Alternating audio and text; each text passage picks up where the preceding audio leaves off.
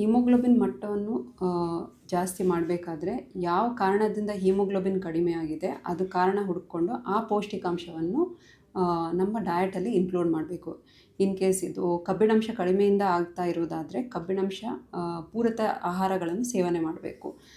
ಅದು ಬಂದುಬಿಟ್ಟು heme iron foods ಬಂದುಬಿಟ್ಟು chicken liver, mutton, poultry, milk products. And non heme iron foods ಬಂದುಬಿಟ್ಟು plant based foods ಅಂದರೆ ಚನಾ ದಾಲ್, ರಾಜ್ಮಾ, ಮತ್ತು ಅರಿವೆ ಸೊಪ್ಪು, ಮೆಂತ್ಯ ಸೊಪ್ಪು, ಪಾಲಕ್ ಸೊಪ್ಪು, ಮತ್ತು ಬೀಟ್ರೂಟ್, ದಾಳಿಂಬೆ, dry fruits.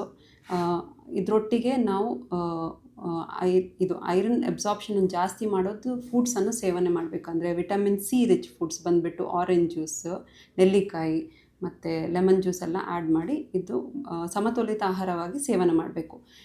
In case haemoglobin ಕೊರತೆ ವಿಟಮಿನ್ B12 ಕಡಿಮೆ ಆಗಿದೆ ಅಂದರೆ ವಿಟಮಿನ್ B12 ಫುಡ್ಸ್ ಬಂದುಬಿಟ್ಟು ಬೇಸಿಕ್ಲಿ ಅದು ಬಂದುಬಿಟ್ಟು ಆ್ಯನಿಮಲ್ ಬೇಸ್ಡ್ ಫುಡ್ಸ್. ಸೊ ವೆಜಿಟೇರಿಯನ್ಸಿಗೆ ಇದು ಸೋರ್ಸ್ ಬಂದುಬಿಟ್ಟು ಮಿಲ್ಕ್ ಮತ್ತು ಸ್ಪ್ರೌಟ್ಸಲ್ಲೇ ಸಿಗುತ್ತೆ. ನಾನ್ ವೆಜಿಟೇರಿಯನ್ ಸೋರ್ಸಸ್ ಬಂದುಬಿಟ್ಟು ಪೋಲ್ಟ್ರಿ, ಮಟನ್ ಪ್ರಾಡಕ್ಟ್ಸ್ ಎಲ್ಲ.